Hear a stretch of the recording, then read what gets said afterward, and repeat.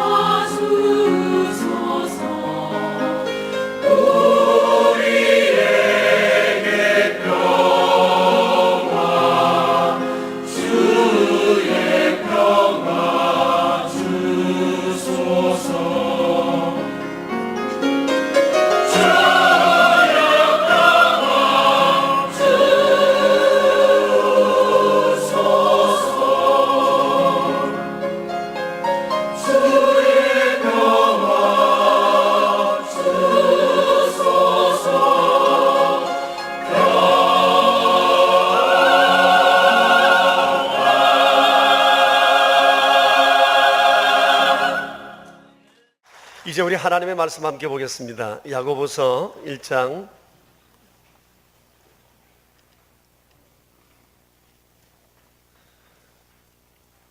살아계신 하나님의 말씀입니다. 1장 26절, 27절 같이 읽겠습니다. 이제 우리 함께 받들어 읽겠습니다.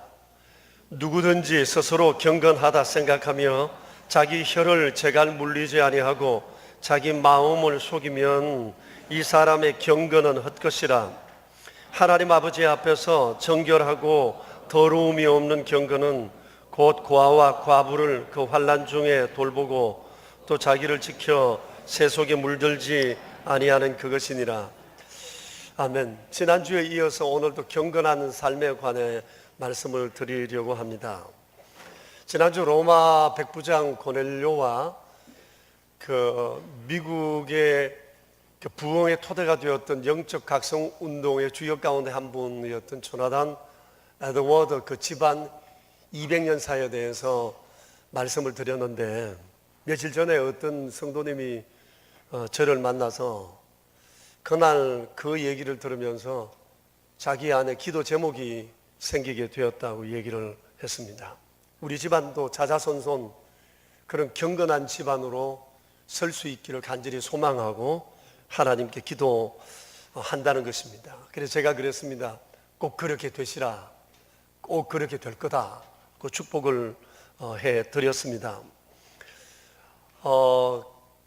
그 성도님의 집안에 앞으로 200년의 후손들의 삶이 퍽 기대가 됩니다.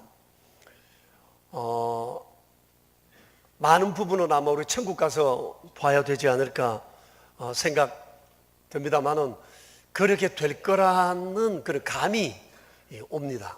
왜냐하면 그분의 삶이 지금 아주 경건하시기 때문입니다.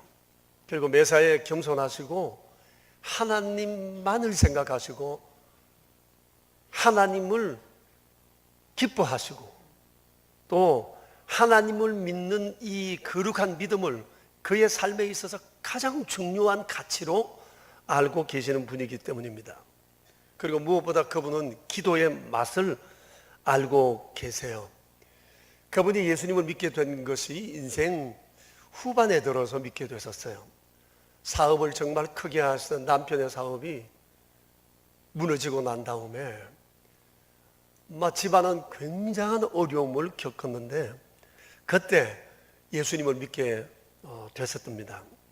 환경이 그러니까 자연히 하나님만을 붙들게 되었고 그게 믿음의 훈련이 되어서 하나님을 전적으로 바라보고 또 하나님 앞에 전적으로 자신의 삶을 맡기는 위탁의 삶을 살게 되면서 하나님을 향한 믿음을 키울 수 있었던 것 같습니다. 고난이 유익이 된 것입니다. 그러는 중에 시댁과 친정 그리고 남편, 자녀들을 다 주님께로 돌아오게 하는 축복의 통로가 되었습니다. 근데 제가 그분의 얘기를 쭉 듣다 보니까 그렇게 예수 믿게 된 집안 식구들 대부분이 이분과 비슷한 신앙의 성향을 가지게 된 것을 알게 되었습니다. 나름대로 최선을 다해 경건한 삶을 살아가려고 노력하는 거예요. 이로 미뤄볼 때 그 집안에 앞으로 200년이 상당히 가능성이 있어 보였습니다. 정말 그분들의 소원대로 그 집안이 경건한 집안, 경건한 후손들이 가득한 그런 집안이 되었으면 좋겠습니다. 하나님이 바라시는 것은 그분 가정뿐만 아니라 우리 명선의 모든 가족들이 다 그렇게 되기를 원하신다고 생각합니다. 정말 우리 모두도 마음에 앞으로 우리의 200년, 우리 후손의 200년, 경건한 후손과 경건한 집안을 꿈꾸는 그런 아름다운 기도가 우리에게도 있었으면 좋겠다 싶습니다. 오늘 우리가 야고보서 1장 26절, 27절 말씀을 읽었는데 경건에 관한 말씀입니다. 27절은 지난주에도 여러분에게 이미 소개해드린 내용이에요. 여러분, 이 야고보서는 전체 내용이 그리스도인의 행함에 관해 말씀하고 있습니다. 그래서 윤리적인 교훈들이 굉장히 많습니다. 어느 정도로 강조하냐면 2장 24절을 보시겠어요? 그 내용이 뭐죠? 사람이 행함으로 의롭다 하심을 받고 믿음으로만은 아니니라. 행함을 굉장히 강조했어요. 26절을 보시면 영혼 없는 몸이 죽은 것 같이 행함 없는 믿음은 죽은 것이니라고 했습니다. 어떻습니까? 이제 큰일 났다 싶지 않습니까? 여러분, 야고보서가 전체가 108절입니다. 근데 그 중에 절반인 54절이 전부 다 명령조로 되어 있습니다. 이렇게 해라, 저렇게 해라. 그리고 직설화법으로 되어 있습니다. 다시 말하면 설명이 없어요. 당연한 것처럼 말씀하고 계신다고 하는 겁니다. 이렇게 행함을 강조하고 있다고 해서 믿음은 행함 다음이다, 그런 의미로 받아들여서는 안 될 것입니다. 왜냐하면 믿음과 행함은 양자택일의 문제가 아니기 때문입니다. 이에 대해서 야고보서 2장 21절 22절에서는 이렇게 말씀하고 계세요. 한번 보시면 우리 조상 아브라함이 그 아들 이삭을 제단에 바칠 때 이 내용 아시죠? 행함으로 의롭다 하심을 받은 것이 아니냐? 주님 그렇게 말씀하셨어요. 그리고 말씀하십니다. 내가 보거니와, 이게 중요합니다. 믿음이 그의 행함과 함께 일하고, 믿음이 그의 행함과 함께 일하고 행함으로 믿음이 온전하게 되었다. 다시 말하면 믿음 없이는 행할 수가 없고, 믿노라 하면서 행함이 없이는 그 믿음이 결코 온전할 수가 없다. 그리고 믿음과 행함이란 동전의 양면과 같은 것이다는 겁니다. 그래서 요 양면을 조화롭게 하는 삶을 일컬어 경건하다, 경건한 삶을 산다, 이렇게 말할 수가 있는 것입니다. 그러니 예수 잘 믿는다라고 하는 것은 바로 요 동전의 양면인 믿음과 행함을 내 안에 잘 소화하여 사는 사람이라고 말할 수가 있습니다. 그러면서 오늘 본문에서는 이 경건이 어떻게 드러나야 할 것인가에 대해서 세 가지로 말씀하십니다. 첫째는 경건이 헛된 경건이 되지 않으려고 하면 자기 혀에 재갈을 물리라고 하십니다. 여러분, 재갈이 뭐죠? 길들여지지 않는 짐승, 소나 말이나 개 같은 것들의 활동을 제한하기 위해서 입에 봉해 두는 것을 이 재갈이라고 얘기를 합니다. 그렇게 되면 짐승이 지 하고 싶은 대로 못해요. 먹고 싶거나 깨물고 싶거나 짖고 싶거나 그런 걸 못합니다. 또 주인이 그렇게 해놓고 나면 마음대로 이 짐승들을 이렇게 끌어갈 수가 있어서 또 편리하고 용이합니다. 길들여지지 않는 짐승들은 반드시 이런 재갈을 물려서 활동을 하게 하는 겁니다. 그러니 길이 잘 들여진 짐승이라면 굳이 이럴 필요는 없을 것입니다. 자, 그런데 오늘 문제는 하나님께서 이 재갈을 자기 혀에다가 물리라고 말씀을 하시는 겁니다. 왜 그러실까요? 사람에게 있어서 가장 통제가 안 되는 것이 혀이기 때문에 그렇습니다. 우리 몸의 제일 말썽꾼이 혀입니다. 혀로 천냥빚도 갚기도 하지만 혀로 인해서 인생을 한꺼번에 다 무너뜨리는 그런 경우들도 얼마나 많은지 모릅니다. 여러분, 혀가 일으키는 문제가 굉장히 커요. 사람을 실족시키죠. 사람을 실망시키죠. 사람에게 상처를 주기도 하죠. 때로는 사람을 죽이고 사람의 운명을 바꾸기도 합니다. 그러니 말로 짓는 죄가 제일 쉽고 크고 많다 할 것입니다. 여러분, 말로 남에게 상처 줘본 적 많죠? 대답 안 했어도 하나님 알고 자신이 알죠? 또 말로 인해서 상처받은 적도 많으시죠? 그로 인해서 마음에 막 분노를 했던 적도 아마 있으리라고 생각합니다. 이 혀가 우리 인생의 가장 말썽꾼이에요. 그래서 야고보서 3장 2절에서는 이렇게 말씀하고 계세요. 보실까요? 우리가 다 실수가 많으니 만일 말에 실수가 없는 자면 곧 온전한 사람이라 능히 온몸도 굴레시우리라. 우리가 실수가 많은데 그 중에서도 제일 실수가 많은 것이 말 실수라고 얘기합니다. 평소에 선한 일을 행하다가도 이 말 한 번 잘못해가지고 인생을 끌어엎는 경우가 얼마나 많은지 모릅니다. 그래서 이 말의 파괴력, 파급력, 살상력이 얼마나 큰가에 대해서 이 야고보서 3장 4절과 5절에서는 두 가지 비유로 말씀하십니다. 하나는 큰 배를 움직이는 작은 키가 곧 혀, 말과 같다 그랬어요. 여러분, 배의 방향을 움직이는 것이 작은 키예요. 이 키에 의해서 모든 게 움직여지는 것처럼 말은 인생을 조정하는 힘이 있고 방향을 결정하는 그런 힘이 있어요. 잘하면 좋은데 잘못하면 이게 큰일 날 일입니다. 또 말이란 불과 같다고 그랬습니다. 온 산을 태우는 것은 큰 불이 아니라 작은 불에서부터 시작된다 그랬습니다. 그러니 이 말이라고 하는 것, 혀라고 하는 것이 굉장히 파괴력이 있어요. 파급력이 있어요. 살상력이 있다고 하는 겁니다. 그래서 혀에 재갈을 물리라고 하는 겁니다. 어떻게 재갈을 물리죠? 지 입 가지고 지가 말하는데, 이거 뭐 자크를 채워줄 수도 없고 이거 어떻게 해야 하죠? 여러분, 사람이 말을 많이 하지만 말을 바로 하는 게 참 어렵습니다. 왜냐하면 스스로 말하면서 스스로 속이기 때문에 그렇습니다. 어떻게 하죠?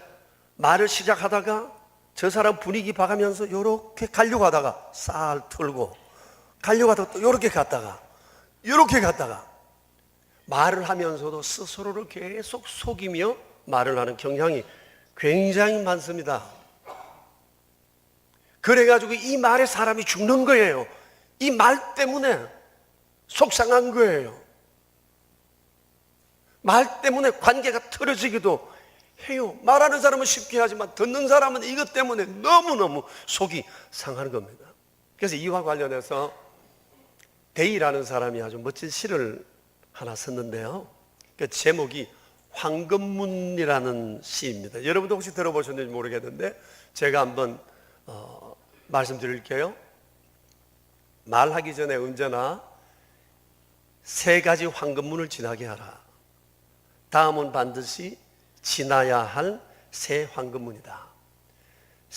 첫째 문은 그것은 참말이냐? 둘째 문은 그것은 필요한 말이냐? 셋째 문은 그것은 친절한 말이냐 하는 것이니 이 세 문을 지나 내 입에 왔거든 그 말의 결과에 어떻든 염려 말고 크게 외치라. 이렇게 3가지 과정을 거치고 말하는 게 황금문이라는 겁니다. 3가지 문 아시겠어요? 참말이냐? 필요한 말이냐? 친절한 말이냐? 참필친. 이게 황금문입니다. 여러분, 우리의 입이 정말 이런 중에 거르고 걸러 황금문이 되었으면 얼마나 좋을까 싶어요. 그런데 사람들은 가리지 않습니다. 참말인지 아닌지, 필요한 말인지 아닌지, 이게 친절한 말인지 아닌지 상관없이 나오는 대로 말하는 경향이 너무 많습니다. 그래서 주님 그렇습니다. 믿음 있다 하고 이런 말에 실수가 많으면 혀의 재갈을 물리지 못하면 그 경건은 헛된 경건이라고 말씀하세요. 둘째는 고아와 과부를 환난 중에 돌보라고 말씀을 하십니다. 왜 하필이면 고아와 과부냐? 그 당시 사회는 사회 구조상 남성 그리고 어른 중심의 사회였기 때문입니다. 그래서 여성과 아이들, 그 중에서 특별히 고아와 과부들이 가장 사회적 약자였습니다. 그래서 외롭고 힘들고 많은 절망감을 가지고 있는 사람들 중에서도 고아와 과부였습니다. 이들은 재산도 없기 때문에 살아가기가 너무 어렵습니다. 오죽했으면 하나님께서 고아와 과부의 보호법까지 만들어 주셨겠습니까? 여러분, 어떤 내용인고 하네요. 안식년 아시죠? 안식년이 되면 6년 동안 열심히 우리가 일을 하고 논밭 갈고 과수하고 하고 난 다음 7년째는 쉬는 해예요. 그래서 7년째 내 땅이라도 내 땅에서 나는 곡식이나 과일이나 이런 것들은 주인이 하나도 손을 댈 수가 없어요. 그 모든 소출은 고아와 과부와 나그네의 몫이라고 주님 말씀하셨습니다. 그리고 매해 추수를 하거나 과일을 딸 때도 그 추수법이 이래요. 한번 지나가고 난 다음엔 되돌아올 수가 없어요. 곡식 흘린 나달 거둘 수 없고, 과일을 딸 때도 쭉 지나가고 난 다음에 나무에 붙어있는 과일은 주인이 손댈 수가 없어요. 하나님의 법이었어요. 그러면 그건 지금 누구 거냐? 고아와 과부와 나그네들 것이었어요. 그리고 하나님께서 모든 백성들에게 11조를 하라 그랬어요. 왜? 그것은 모든 물질이 하나님 것이라는 것을 우리로 물질로 고백하게 하기 위함이었어요. 여러분들께서도 매달마다 11조를 드리고 계시겠지만, 그런데 주님이 3년째 되는 해는 11조를 2번 드리라고 그랬어요. 첫 번째 드리는 11조는 하나님께, 두 번째 드리는 요 11조는 고아와 과부와 나그네를 위한 구제 11조로 하나님 그렇게 말씀을 하셨습니다. 자, 보세요. 고아와 과부, 환난 당하고 힘들고 어려운 사람들을 위해서 하나님은 율법에 이미 그것을 명시하셨어요. 고아와 과부 보호법. 그리고 초대교회 성도들이 참 많은 구제를 했는데 그들의 구제가 상당 부분 대상이 이들이었다고 하는 사실입니다. 초대교회 성도들은 자기 논도 파고 밭도 팔고 재산을 팔고 가지고 와서 함께 나누었다고 그러지 않습니까? 이게 바로 주로 그런 사람들에게 베푸는 사랑의 손길이었어요. 사도행전 9장에 보면 여제자 도로가라는 사람이 나와요. 이 사람이 어느 날 죽었는데 그 동네에서 요바에 살고 있던 수많은 과부들이 베드로에게 와서 도로가 살려내라고 막 때렸습니다. 아니 죽은 자가 어떻게 살아납니까? 참 난감하지 않습니까? 그러면서 하는 얘기가 도로가가 우리 과부들의 속옷과 겉옷을 다 지어줬다. 그러면서 막 보여주는 겁니다. 이제 도로가 없는 세상 우리가 어떻게 살아가냐 이러면서 베드로에게 살려내라고 합니다. 베드로가 난감했지만 이 일을 두고 하나님 앞에 기도했는데 정말 죽었던 도로가가 살아났습니다. 초대교회 놀라운 기적 가운데 하나입니다. 구제하는 사람을 주께서 이렇게 기억하시고 그가 죽을 지경이 되었을 때 회복시키시는 놀라운 은혜의 얘기를 성경은 우리에게 가르쳐 주고 있습니다. 그런데 오늘날 우리 시대에 이 고아와 과부 되신 분들도 힘들고 어렵게 살아가지만 꼭 그렇지는 않더라도 고아와 과부의 심정으로 살아가는 사람들이 또 의외로 많습니다. 외롭고 힘들고 환난 중에 나를 도와주는 손길조차 기대할 수 없는 어려운 처지에 속한 사람들이 많이 있어요. 그래서 주님은 이런 사람들이 환난에 있을 때 돌아보아야 한다고 말씀을 하세요. 그들에게 따뜻한 말 한마디, 작은 선물 하나가 큰 힘이 되고 기쁨이 될 거라고 생각해요.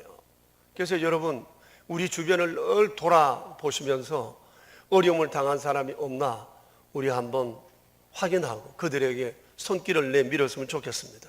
개인적으로 직접 하실 수도 있습니다. 그러나 이때는 조심해야 합니다. 자칫하면 내 이름이 드러날 수 있기 때문입니다. 그렇기 때문에 이 땅에서 상을 받을 뿐 하나님께는 상이 없다 그랬습니다. 좋은 방법은 교회를 통해서 하는 방법입니다.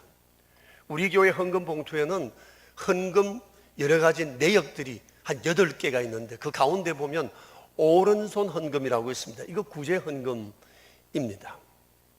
오른손 헌금이라고 이름을 짓게 된 것은 예수님께서 마태복음 6장 3절 4절에서 하신 말씀에 기인해서 그렇게 이름을 지었습니다. 거기 이런 말씀이 있습니다. 너는 구제할 때 오른손이 하는 것을 왼손이 모르게 하여 내 구제함을 은밀하게 하라. 은밀한 중에 보시는 너희 아버지께서 갚으시리라. 오른손이 한 것을 왼손이 모르게 하는 것, 이게 오른손 헌금입니다. 여러분, 그래서 우리 형편되는 대로 우리의 이웃들을 돌아보고 내가 도울 수 있는 범위에서 최선을 다해 돕는 것은 퍽 아름다운 일이라고 생각이 되어집니다.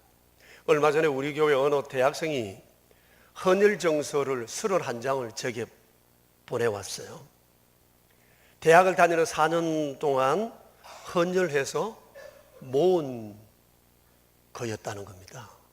제가 계산을 해봤습니다. 평균 한 달 반에 한 번씩 헌혈한 겁니다. 그래서 모은 31장을 보낸 겁니다. 제가 그걸 보면서 깜짝 놀랐습니다. 그리고 제게 편지를 보내었어요. 편지 내용이 이렇습니다. 목사님께 저 아무개입니다. 항상 감사합니다. 제가 5살 때 명성교회에 와서 믿음 생활한 지 21년 되었습니다. 그동안 목사님, 전도사님, 주일학교 선생님 많은 분들의 도움만 받고 성장했습니다. 얼마 전에 아빠 성경책 사이에서 치유 예배 다녀오셔서 가져오신 교회에 아프신 분들의 기도 명단을 보았습니다. 제가 도움 줄 것이 무엇일까 생각하다가 대학교 때부터 헌혈한 정서를 모아두었는데 이것을 드려야겠다 생각했습니다. 작은 도움이라도 될 수 있으면 하는 마음입니다. 아빠가 항상 은혜를 잊지 말고 베풀며 살아가야 한다고 하셨는데 목사님, 저 아직 대학 4학년 졸업을 앞두고 공무원 시험을 올해부터 준비하고 있어서 물질로 도움을 드리지 못합니다. 다음에 직장에 들어가면 물질로 헌금하겠습니다. 저희 가정이 어려울 때 목사님, 교회 성도님들께서 많이 도와주시고 기도도 많이 해주셔서 감사합니다.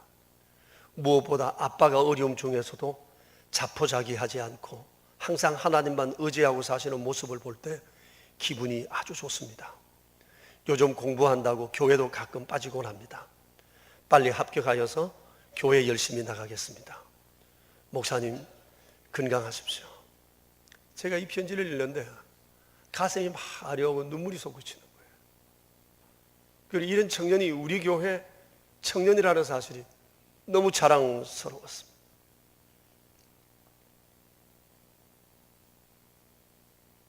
젊으면 젊은 대로, 나이가 들면 나이 든 대로, 있으면 있는 대로, 없으면 없는 대로 마음먹기 나름입니다.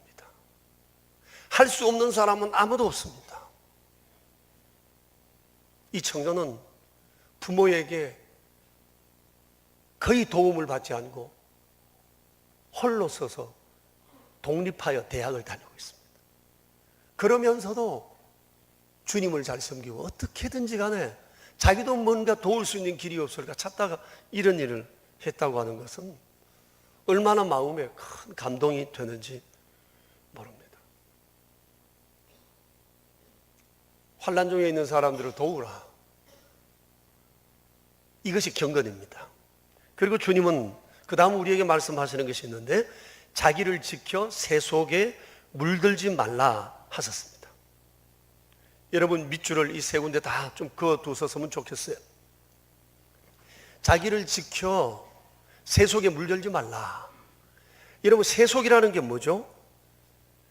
기독교 가치관에 배치되는 것을 추구하는 사상이나 이념이나 주장, 이것을 세속이라고 말합니다. 지금 우리가 살아가고 있는 이 세상이 바로 세속사회입니다. 하나님은 이 세속사회로 살아가고 있는 우리를 향해 명령하십니다. 자기를 지키고 세속에 물들지 않게 하라.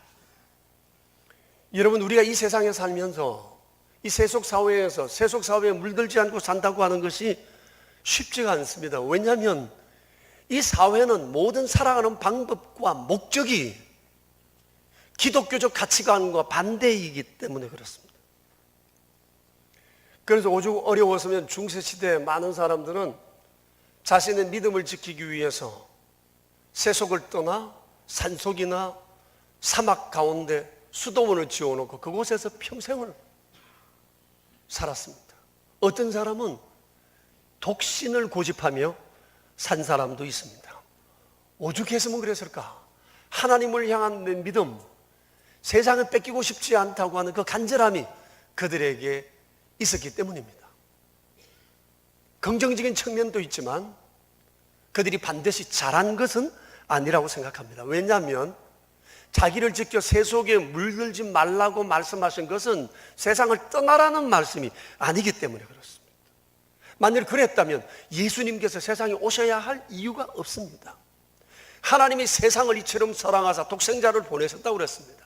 독생성자 예수님은 세상에 오셔서 세속사회에 아주 깊숙이 들어가셨습니다. 장녀를 만나고 죄인을 만났어요. 과부를 만나고 고아를 만났어요. 어른 나이 할 것 없이 가진 자 가지지 못한 자 모든 사람 만났어요. 만약 이 세속사회가 버려져야 할 세상이면 주님은 세상에 오셔야 할 이유가 전혀 없으신 거예요. 근데 주님은 오셨어요. 한가운데 사시면서 세상에 영향을 미치셨던 것입니다. 여러분 이 세속사회는 피할 대상이 아니에요. 떠나야 할 대상이 아니에요. 우리가 만일 이 세속사회를 떠난다면 세상은 희망이 없는 겁니다. 그런데 문제는 살긴 살아야 되는데 이 세속사회에 살면서 물들지 않고 자기를 지키고 산다는 것이 쉽지 않다고 하는 겁니다. 여러분 둘러보세요. 우리를 집어삼키려는 세속적 가치관들이 얼마나 우리 주변에 가득한가라고 하는 겁니다. 그래서 어떤 사람은 아예 체념합니다. 자신의 삶의 기준을 팍 낮춥니다. 주님이 살라고 하는 이 기준에 살아야 되는데 이렇게는 살 수가 없어. 그러니까 하는 수 없이 낮추어서 적당하게 타협하면서 여기에서 살아가고 있다고 하는 겁니다. 그런데 주님 분명히 말씀하십니다. 자기를 지켜라. 세속에 물들지 말라. 노력하라는 겁니다. 물들어서 안 된다는 겁니다. 자기를 지켜야 한다는 겁니다. 우리가 이것을 포기하는 것은 삼포시대 포기보다도 더 비극적 종말을 우리가 겪을 수 있다는 사실을 기억해야 할 것입니다. 그러면 어떻게 우리가 세속사회에 살면서 자기를 지키고 세속에 물들지 않는 길이 있을까? 이를 위해서 참으로 필요한 의식이 하나 있는데 하나님의 임재의식입니다. 여러분 오늘 27절을 보시면 하나님 아버지 앞에서 정결하고 더러움이 없는 경건이라고 그랬습니다. 그러니 우리가 살아가는 모든 행위 그리고 경건 이 모든 것은 하나님 앞에서 되어지는 일이라고 하는 것입니다. 이 의식이 필요합니다. 나는 하나님 앞에 있다. 하나님은 나를 보신다. 내 말을 들으시고 내 모든 행위를 아시고 내 생각을 다 아신다고 하는 것에 대한 철저한 인식, 이것이 경건 생활의 핵심이라고 말할 수가 있습니다. 어떻게 세상에 살면서 하나님이 내 앞에 계신다. 나는 하나님 앞에 있다. 하나님 나 다 알고 계신다. 어떻게 이걸 까먹지 않고 살 수 있을까? 그렇지 않았을 때 그것이 내게 가져올 파괴력은 어떤 것인가? 한 가지 예를 여러분에게 드리겠습니다. 제가 사무엘하 11장과 12장 말씀을 요약해서 여러분께 드릴 텐데 여러분 잘 들으시고 집에 가셔서 오늘 중으로 사무엘하 11장 12장을 꼭 한번 읽어보시기를 바랍니다. 이 내용을 보면 다윗 임금의 충실한 부하 우리아의 아내 바세바를 다윗이 임금의 권한으로 데려와 그와 동침을 한 기록이 나옵니다.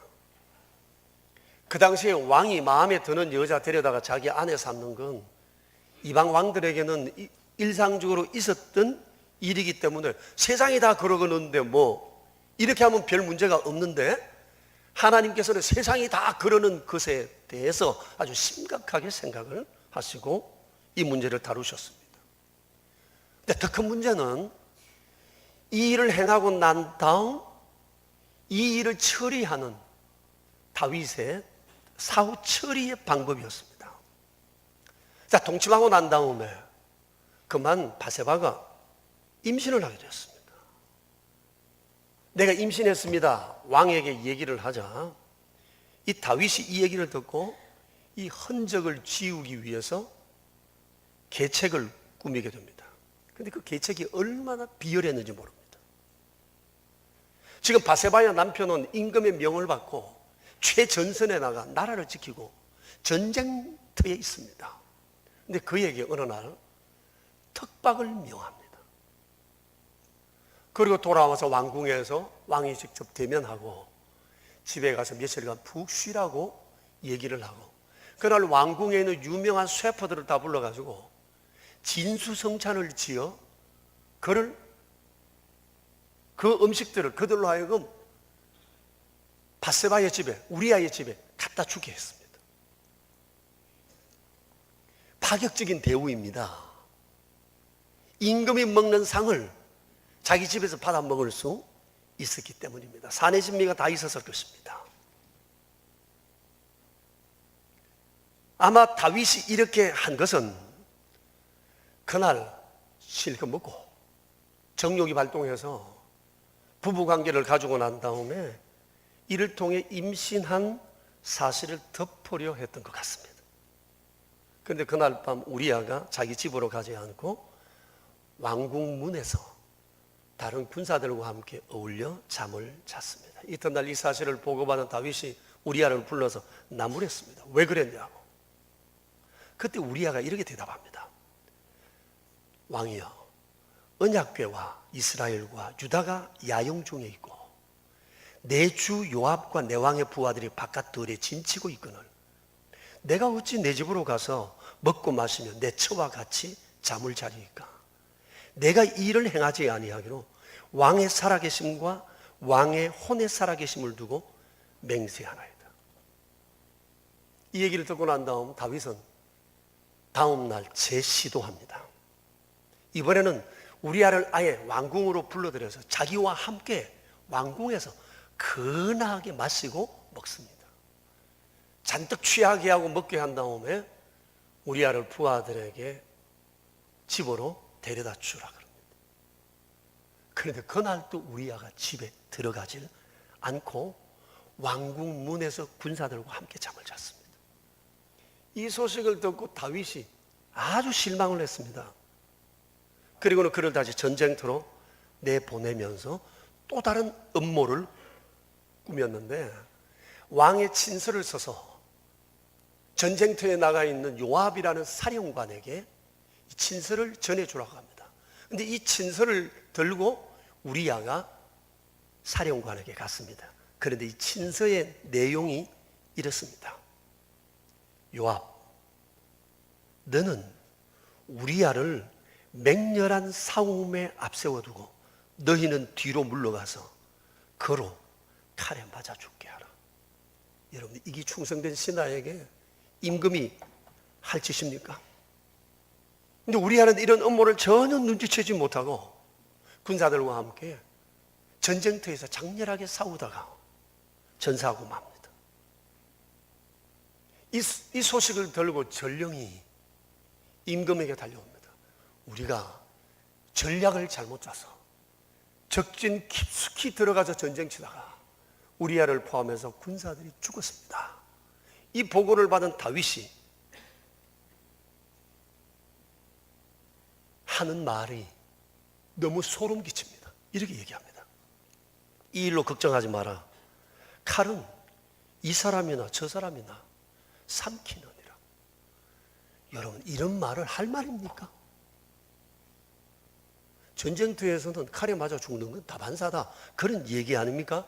그리고 태연히 우리아를 장사 치른 후에 아주 자연스럽게 임신한 바세바를 왕궁으로 데려와 자기 아내로 삼습니다. 그때 하나님은 나단 선지자를 보내서 다윗을 크게 나무랍니다.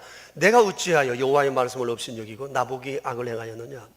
내가 칼로 햇사람 우리아를 치되 암몬 자손의 칼로 죽이고 그의 아내를 빼앗아 내 아내로 삼았도다. 이제 내가 나를 업신여기고 햇사람 우리아의 아내를 빼앗아 내 아내로 삼았은즉 칼이 내 집에서 영원토록 떠나지 아니하리라. 이 얘기를 듣고 다윗이 즉시 하나님 앞에 눈물로 자기 죄를 참회했습니다. 그가 참회한 참회의 시편이 시편 51편입니다. 이것도 집에 가셔서 읽어보실 것입니다. 그런데 여러분, 성경에 보면 다윗이 그날 하나님 앞에 참회할 때 얼마나 눈물을 흘렸는지 침상을 띄울 정도가 되었다고 말씀하고 있습니다.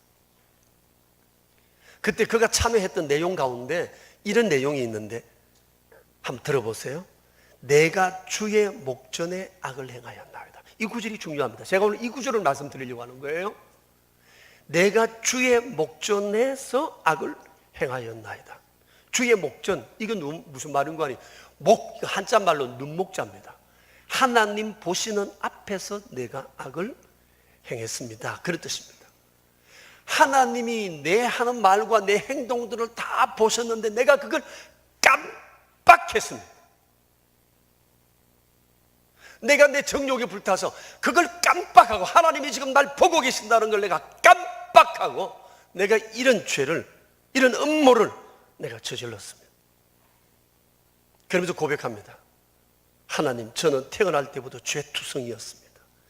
제 중심에 진실함이 없었습니다. 이런 놈이 번제를 드린다 한들 어찌 저의 예배를 받으시겠습니까?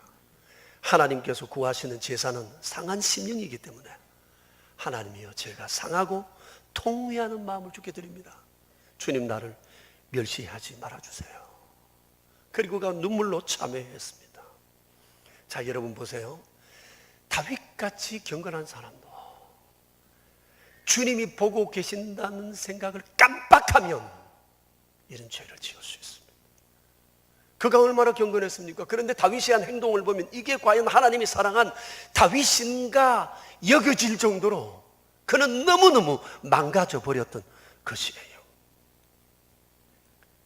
여러분, 다윗뿐 아닙니다. 누구든지 나를 지켜 새 속에 물들지 않게 할 힘이 우리에겐 없습니다. 왜냐하면 내 의지보다 더 강한 것이 나를 죄를 짓게 하고자 하는 세상의 이 죄의 물결이 너무너무 크기 때문입니다.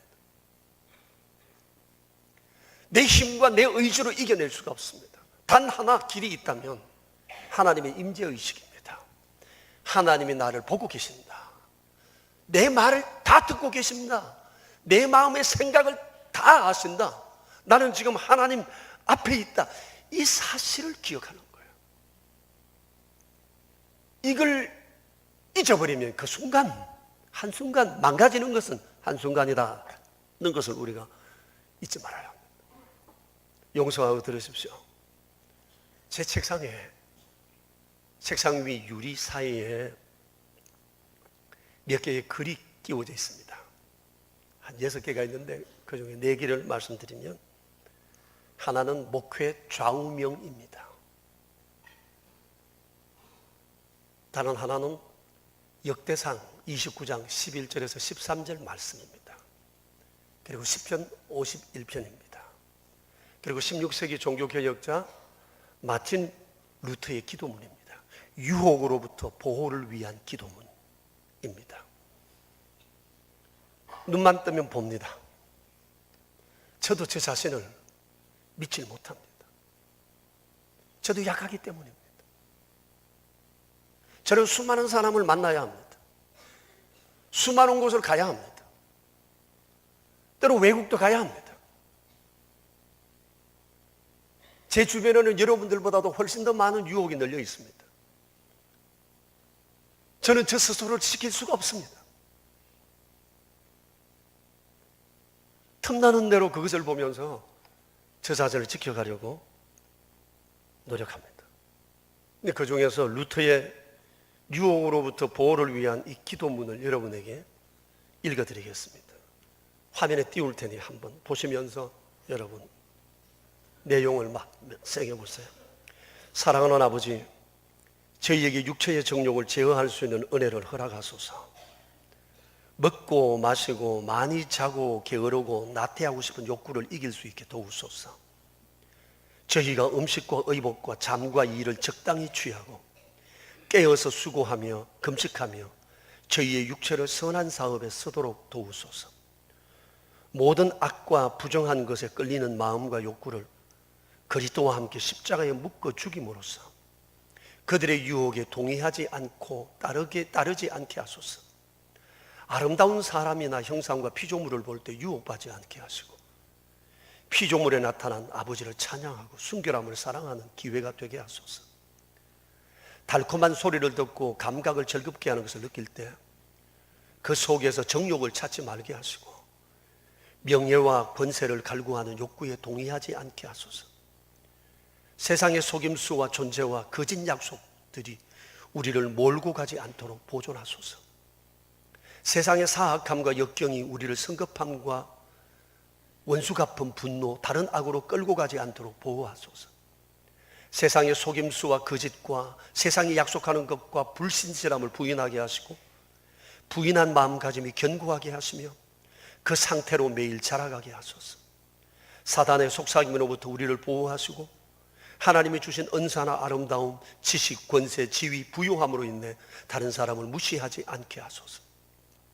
또한 미움이나 시기심에 빠지지 않게 도우소서.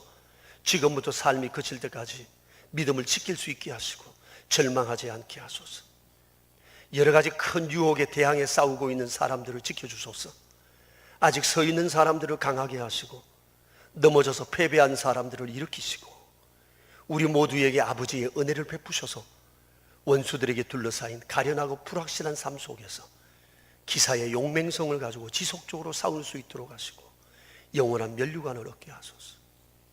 종교 개혁자로 나선 루터도 자신을 자신할 수 없었어요. 그래서 날마다 유혹에 빠지지 않기를 기도하며 살아갔다고 하는 것입니다. 여러분, 돌아보면 내 인생에 지우고 싶은 삶의 흔적들이 우리에게 너무너무 많습니다. 혀를 제가 물리지 못하고 실수했던 일, 어려운 사람들을 보고도 못 본 척 피하고 지나갔던 일, 자기를 지켜 새 속에 물들지 말아야 하는데 지키지 못했던 불경건한 불순한 일들, 이런 나쁜 기억들이 우리에 있을 거예요.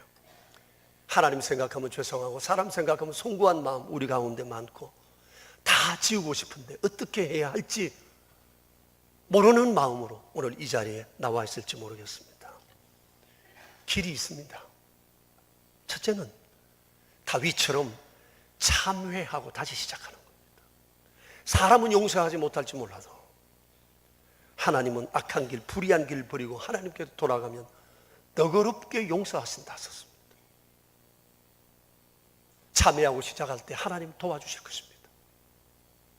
그리고 하나님이 여기 나와 함께 계신다고 하는 하나님 임재의식을 한순간도 잊지 말아야 합니다. 그리고 노력해야 합니다. 시편 139편에서 다윗은 그래서 이렇게 얘기합니다. 하나님이여 나를 살피사 내 마음을 아시며 나를 시험하사 내 뜻을 아우소서. 내게 무슨 악한 행위가 있나 보시고 나를 영원한 길로 인도하소서. 노력하면 됩니다. 제가 서울 영락교회에 있을 때 이제 평일날 낮에 성경 공부를 하는 반을 제가 2개를 맡았어요. 그러니까 이런 사람들이 와서 낮에 성경을 공부해요. 그래서 언젠가 많이 모인 사람들한테 여러분 중에서 반장을 한 사람 선출하라고 했더니 어느 A반에서 자기들이 이렇게 해서 한 사람을 반장을 세워놓는데 아주 젊은 남자를 반장으로 세웠어요. 저보다도 키가 이만큼 더 크고 덩치도 좋고 아주 남자답게 생긴 사람이었어요. 그래서 그 형제가 이제 반장이 되어서 우리 성경 공부반을 늘 섬기고 그러는데, 이 형제가 우리 영락교회 나온 지 얼마 되지 않고 예수님 믿은 지도 얼마 되지 않았어요. 그러니까 공부하다가 세례도 받고 그랬던 사람인데 잘생기고 덩치 좋다는 그 이유로 반장이 된 거예요. 근데 어느 날 이 형제가 제게 상담을 요청했어요. 고민이 있습니다. 제게는 아내가 있고 2 아이가 있습니다. 그런데 제 직업이 캬바레에서 멤버로 일합니다. 그 당시 명동에, 서울 명동에 제일 큰 캬바레에서 멤버로 일하는 사람이어서. 멤버가 뭔지 혹시 경험 있으신 분? 아마 이 멤버는 주로 웨이터와 웨이트레스, 이 사람들을 관리하고 데려오고 사람들 붙여주고 하는 이런 전체 관리하는 일을 하는 사람인 것 같아요. 제가 예수님을 믿고 세례를 받고 나니까 내가 계속 이 자리에 있어야 할지에 대해서 고민이 생겼습니다. 그만두자니 가족들이 굶고, 내가 평생 어렸을 때도 배운 게 이 일이니까 놓을 수도 없고, 일을 하자니 괴롭고 힘듭니다. 하라는 대로 할 테니까 내게 얘기를 해주세요. 제가 뭐라고 했을 것 같아요? 제가 그랬습니다. 형제님, 그냥 그 자리에 계세요. 이제부터는 크리스찬 캬바레 멤버가 되는 겁니다. 형제님이 이 자리 떠나도 누군가는 이 자리에 와서 멤버 일을 할 것입니다.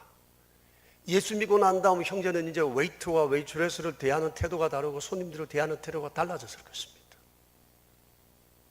주인은 어떻게 생각할지 모르지만 당신으로 인해서 구제받는 여성들은 많아질 것입니다.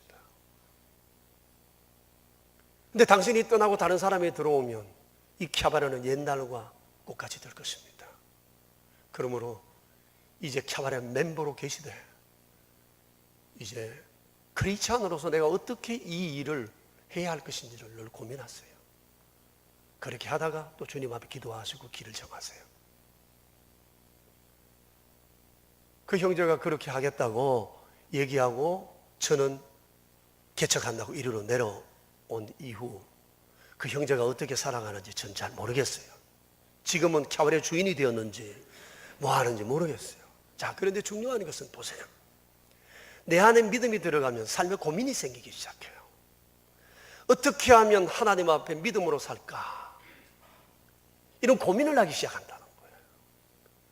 자기를 지켜 세속에 물들지 않게 하는 길이 무엇인가? 최소한 이런 고민은 있어야 되지 않겠어요? 넘어질 수는 있으나 넘어지면 다시 일어나는 거죠. 우리는 우리의 경건이 헛되지 않게 해야 돼요. 하나님은 우리가 경건하기를 원해요. 정말 하나님이 찾으시는 사람은 경건한 사람이에요. 세상에 죄악이 가득한, 하나님을 등진 가치관이 가득한 세상 속에서 하나님은 하나님의 가치관을 따르는 용기 있는 하나님의 사람을 보고 싶어 하는 거죠.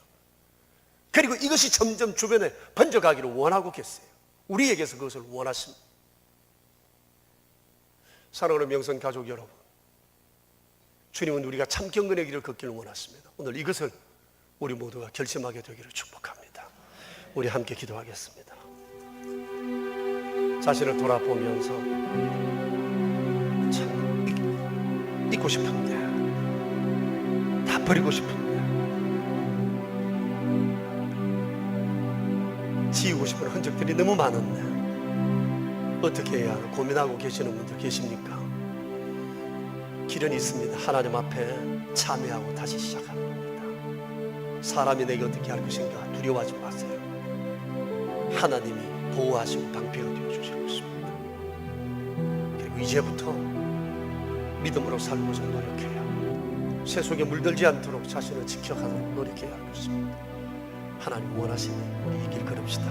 우리 함께 주님 앞에 한 1분 정도 기도하겠습니다.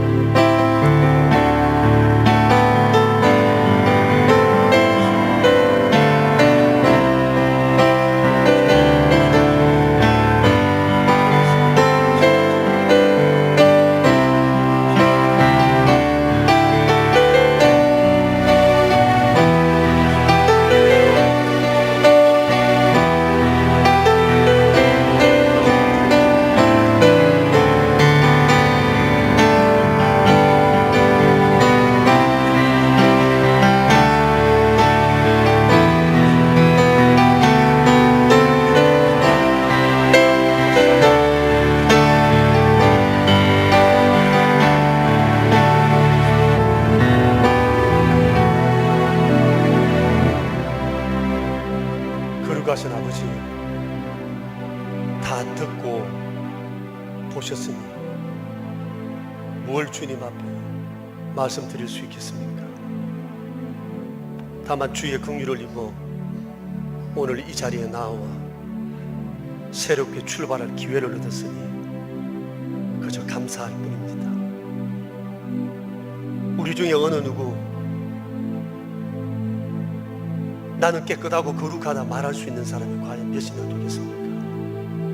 섰다고 생각하는 자는 넘어질까 조심하라 말씀하신 것처럼 우리는 스스로 이 세속 사회에서 자기를 지켜 이 세속에 물들지 않게 살아가고자 자신한 자가 아무도 없습니다. 다만 주님을 바라고 지켜주시는 주의 은혜로 여기까지 살아왔고 앞으로도 그렇게 살아갈 뿐입니다. 부끄러운 것, 지우고 싶은 우리 인생의 과거를 주님 앞에 다시금 내어놓습니다. 사람은 나를 용서하지 않아도 주님의 용서를 기다리며 이 시간 주님 앞에 죄를 내어놓습니다. 너그러이 보시고 용서하시고 새롭게 출발할 용기 주시옵소서.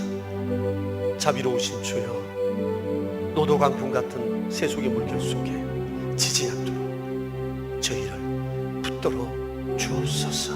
주님 예수 그리스도 이름으로 기도합니다.